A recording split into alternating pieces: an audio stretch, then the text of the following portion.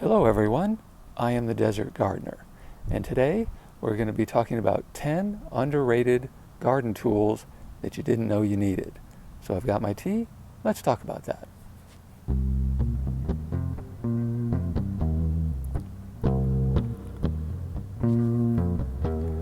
So recently I saw a video and it was entitled 10 Essential Garden Tools, and I disagreed with pretty much all 10.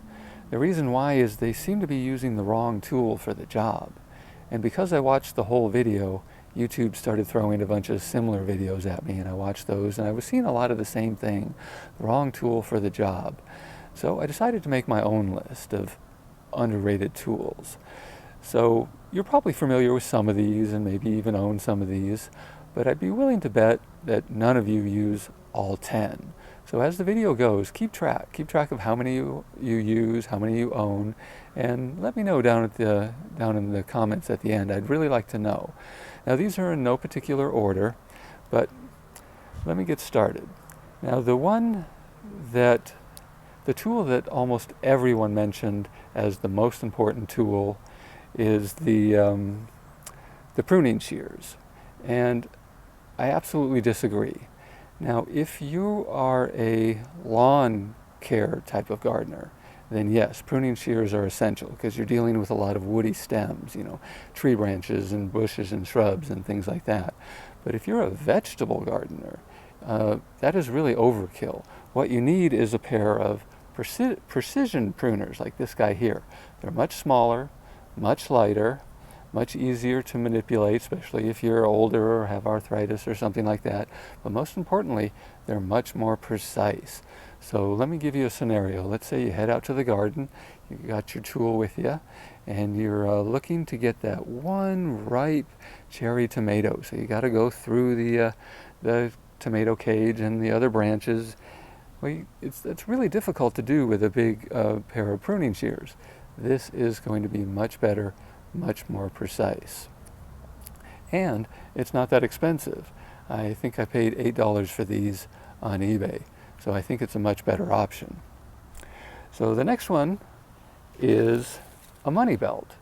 Now you might say, what would you need a money belt in the garden for? Well, I'm glad you asked. Well, let's say I'm heading out to the garden again. I've got my tool with me, and it seems inevitable that at some point I'm going to need to use both hands on something. So what do you do with your tool? Well, if you're dressed like I am today, it's pretty simple. You just stick it in your back pants pocket, and that's easy. But what if your pants don't have pockets? Or what if you're not wearing pants? It's hot here in the desert. Or you ladies, you're often complaining about skirts and sundresses not having pockets. Well, this is essentially a pocket that you can strap to your body at any time.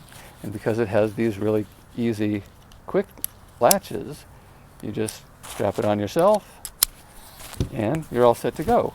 And now you've got this pocket and you can easily set it in there, and you have a pocket anywhere you go. You can also keep things in there. I usually keep a little thing of hemp twine or some little plant clips, and that way I always have them handy, and I always have a place to put my tool. I can even put some cherry tomatoes in there. But if you feel you need something bigger, well, how about a fanny pack? These work really great as a makeshift way to have a little harvesting basket that you can keep on yourself. Now I can probably fit at least a dozen or so cherry tomatoes and a couple of peppers in there. So if I'm just heading out to grab a few things, this is very helpful. Now obviously you're not going to fit a watermelon or anything in there. So if you're getting bigger stuff, I recommend one of those shoulder straps, like a canvas bag that looks kind of like a messenger bag. And you can put your stuff in there without having to carry a basket around, without having to carry a tool shed around. And it's got pockets for your small tools. So I really think this is a great way to carry a little pocket with you. Oh, and it has the added bonus of having a belt. So if you're not wearing a belt and you want to put something on your belt, you can easily attach things to the belt like so. So if you want to carry, say, a fixed blade like this guy here, or maybe you have a holster for your pruners, or a multi-tool, or maybe you carry a hori-hori tool. This is a way to have an instant belt. You don't have to worry about what you're wearing or if you're wearing anything. So I definitely recommend that. So the next thing almost all the other YouTubers recommended was a shovel. Technically it's a full-size spade. And again, I definitely disagree. Now what I use is a post hole digger. Now I think this is a much better option. Now this is a big, giant, industrial size one, and I plan on getting a smaller wooden one day, a lot lighter and easier to use. But the idea is, let's say you're planting your veggies in springtime. Now if your plants are really small, then you can easily do it with a little hoe or a hori-hori tool or something like that. But I've usually up-potted them into either 4 or 6 inch pots by that point. So I need a much bigger tool to dig a hole with. But a shovel is it's just not the right tool for the job. It makes a mess. There's a lot of bending involved. The correct tool for the job is actually something called a planting shovel. You've probably seen it. It has a long, skinny blade on the end. But again, I find those a little difficult to use. Whereas the post hole digger is a lot easier. You just simply push your mulch out of the way. A little area about this big is all you need. Use the post hole digger. It'll get you a perfectly 6 inch round hole, and you can make it as deep as you want. And because it holds on to the dirt, it doesn't make a mess. You can put that dirt anywhere you like. I usually put it into a bucket or something like that. I put my plant in the hole, then I fill the hole with compost, and then I push the mulch back over the top. It's very quick, it's very easy, there's not a lot of mess, and there's not a lot of bending. It's much easier on my old back. So I definitely recommend a post hole digger over a shovel. And also, and I've mentioned this in other videos before, what I like to do is put a circle every 6 inches and a line every 12 inches, and this helps me get my proper spacing without having to guess or bring out a ruler or something like that. I think that's very helpful. Now the next thing is a coffee scoop. Now, no, we're not getting our caffeine fix, but if you look at the back of most fertilizer packages, it'll say how many tablespoons per area or per gallon that you need for that product. And having a dedicated spoon to keep in your garden for that is really very helpful. I have a little shed right there, and I have a little hook, and I hang this on the inside of the door, and it's always handy. And it's stainless steel, so it doesn't rust, and it's got a much longer handle than, say, a regular measuring spoon that you might have from the kitchen. And this is separate, and you don't have to mix it with food. I really think this is a much better idea. And it's pretty cheap. I think I paid $3 for this on eBay. So I definitely recommend this. Now the next one is gloves. Now a lot of the YouTubers were recommending gloves, but most of them were recommending gloves like this. These are some leather work gloves. And I definitely recommend having a pair of leather work gloves. I wear them when I'm using the post hole digger, or when I'm moving mulch around or doing any heavy work or lifting, or anything that I could get slivers, anything sharp where I might cut or scrape my hands. This is a really great idea. However, you can't get these wet. Leather gloves are really not for messy projects. That's why you definitely need a pair of these. You can see these have definitely been used. Now this is something called Firm Grip by Pro Paint. Now I think they're called a knit multi-purpose glove. I think they're also often used for painting. And you can see they're dipped on one side, and they're quite comfy. And because they're knit, they can get wet without getting damaged.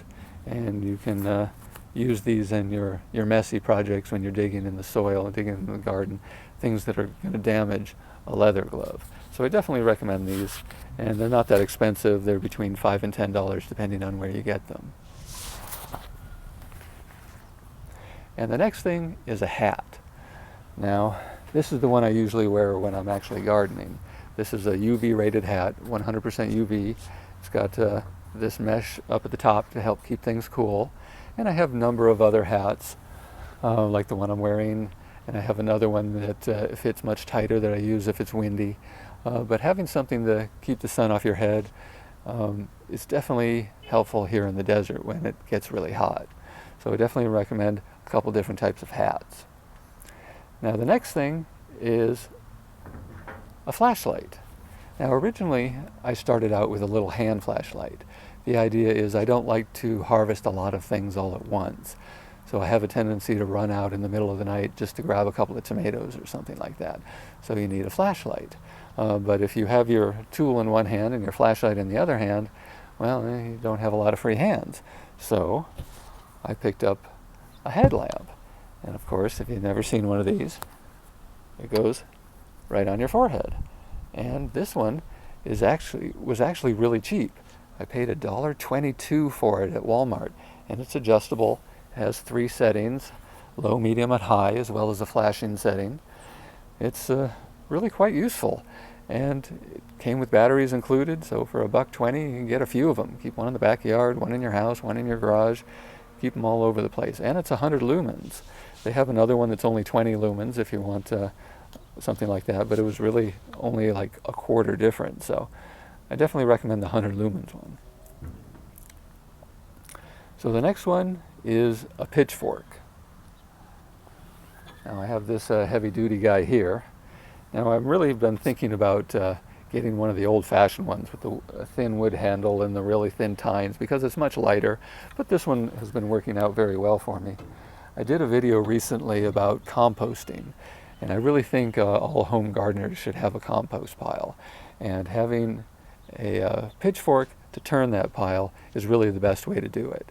So look for one used on Facebook Marketplace or something like that. You see them all the time for like $10. So definitely find an old pitchfork. It's definitely come in handy. I use it all the time. And the next one is a weed puller. And I'm really surprised how many people don't know what these are. They're really fantastic. So if you're out pulling weeds, you never want to actually pull them out with your hand. One, if you're not wearing gloves, that many of them have thorns and prickles and things like that. But oftentimes they'll break off and you don't get the root. And so they just have a tendency to grow back. So what's the point of that? This thing will pull it out, roots and all. So if you've never seen one, you put it at the base of the root, or base of the weed, then you push down and that lifts this up and it pulls the taproot out. And you can pull the whole thing out, throw the whole thing away, and you get rid of the root and everything. This is very handy.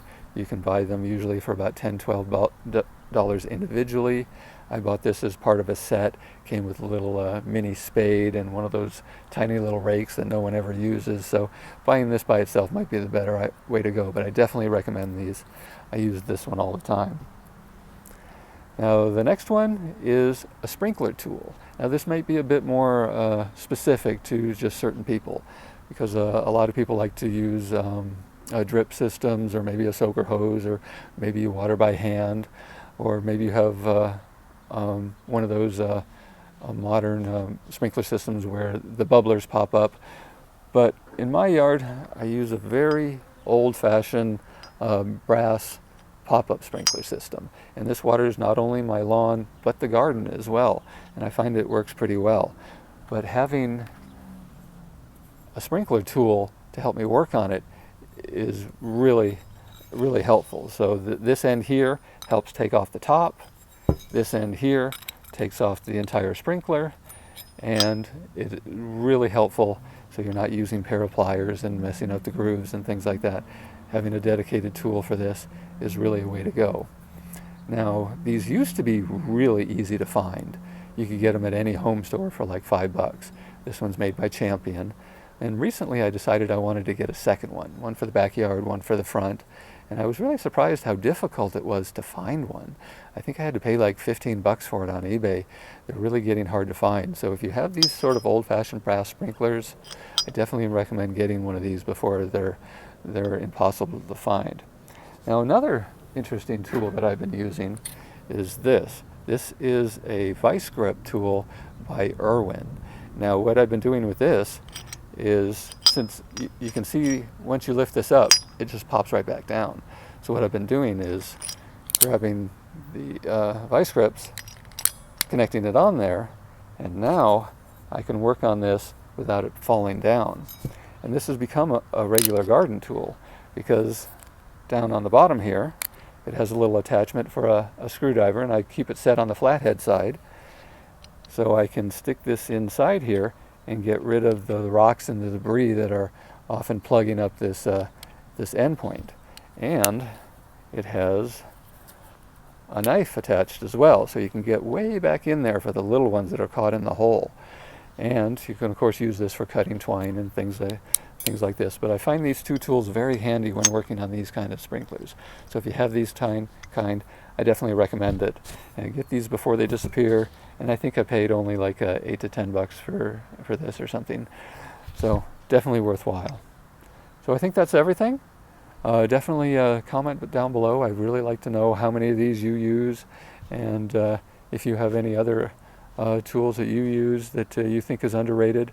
I plan on buying myself a hori-hori knife at some point, and if that works out well, I'll talk about that in a future video. But until then, I'm still planning on my video where I'm going to show about growing herbs for tea. So, like and subscribe, and I'll see you in the next one.